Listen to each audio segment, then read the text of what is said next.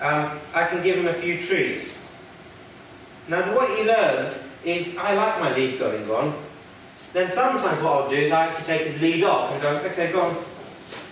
So my dog learns in the park that number of times I call him back to me, put his lead on, and he goes, oh, that's good, because I'm going to get some treats, and then you let me go play again. So he doesn't think of this as a punishment, because so many dogs come, but then they back off as soon as you go to grab their lead.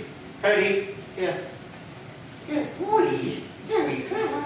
Now, a lot of people do this. They call their dog and they give the dog a treat, which is fantastic. Then what they do is they put the dog's lead on and they walk away. So what happens there is you're almost saying, here's your dessert, now you're going to eat broccoli. You want the thing that's not so good to come first. So with a treat, what you want to do is call your dog, here. If you want to give them a treat for coming, that's great, give your dog a treat. Then put their lead on, but make sure you now feed them after you put their lead on. Because that's the most important time. Is the thing that's not so good, I've done first, so that's eat your broccoli, and now you can have your dessert. So the dog goes, actually I like having my lead put on because then I can have dessert. Does that make sense? Okay, so a small thing like that will also make a difference. And then the last thing I show you before I do put them away is, a lot of people say good boy to their dog. And they'll give the dog a treat for doing something. So Cody, just like, Cody, touch. And then they'll give their dog a treat and they'll say, good boy, very clever. Now what do you think good boy means? Well done. Could mean well done. What else could it mean? Treat. Could mean treat. What else could it mean? Could mean no more treats are coming. Because look what happens. Good. Good boy. You've eaten the treat. Good boy means that's it. I've finished the treats. The training session's done. So now the dog starts going, okay, finish. Okay. The dog starts going, oh, actually, good boy doesn't mean anything to me. So I'm in the park and my owner's saying, good boy, good boy, good boy. It doesn't matter because it doesn't mean anything. So if you always use good boy specifically, then they're going to know what it means. So Cody here, good boy, very clever. And then he gets a treat. Good boy starts meaning, I earned that treat because I heard that good boy. So good boy starts meaning something to me.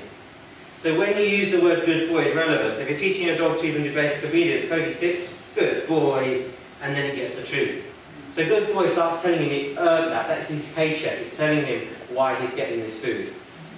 Okay, that's a fantastic question. What do I do if my dog doesn't come back straight away?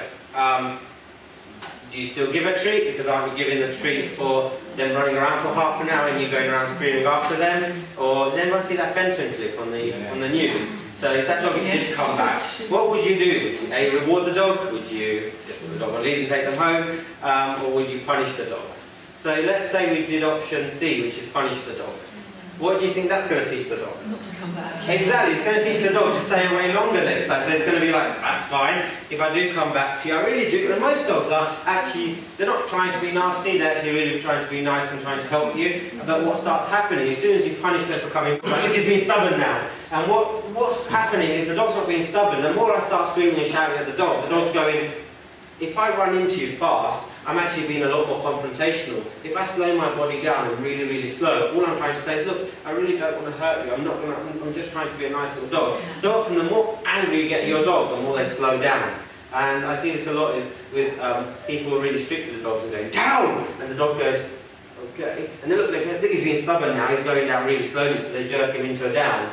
The reason why the dog goes slow and you scream and shout at them is because they're saying, really, I'm not trying to hurt you, because if the dog, another dog, was being full on when the other dog was shouting and screaming at him, the likelihood is you're going to get into a fight. Does that make sense? So option C is not a great one. Option B is just put the dog on lead and take him home. Again, putting them on lead, taking them home is probably partly punishing for the dog, and is going to punish the last behaviour that occurred, which is the dog came back to you. So what I would do is just give the dog a treat and tell them they're good for coming back. I might not give them the £100, I might give them a £20, but I'm going to reward the dog. If the dog came back from chasing deer, then £50 or whatever I've got with me, I can make the best reward because they came back to me. And the way dogs learn is you're rewarding them for the thing that happened last, within the last 3 seconds. I know that dog's likely to go wrong, then I'm going to set them up to succeed. And if I just let them practice the behaviour I don't want, all they're going to do is get better at practicing what I don't want. So I change the situation slightly and say, okay, instead of me letting you off lead in this situation, what we're going to do is I'm going to keep you on a long line and train you. And once I've trained you, then you can have your freedom back. Okay? There's no point allowing the dog to do something in a situation where you know it's going to go wrong, because all you're doing is setting your dog up to fail. And I like to set my dog up to succeed. And my dog to like having their collar held. And the easiest way to do that is associate with something pleasant. So I go towards the dog's collar, I take hold of the collar, and then I give them a treat. I take hold of the dog's collar, I give them a treat. I take hold of the dog's collar, I give them a treat. And the dog goes, look, can you see it? Here it is, it's this big thing in here. Please take it, here we go, look. Please take it. And that's what you want the dog doing, okay? So you want the dog taking, you want to be able to take hold of the dog's collar without the dog flinching. The other thing I would suggest you never do is smack your dog. Because for me, my hands going towards my dog should be the best thing in the world. When I'm treating his tail injury and I'm moving my hands all over him, I don't want him to be flinching, thinking, oh, I'll be smacking him. I want him to be comfortable with me doing it. And I don't have any problems handling my dog, because he's never learned that my hands are nasty to him.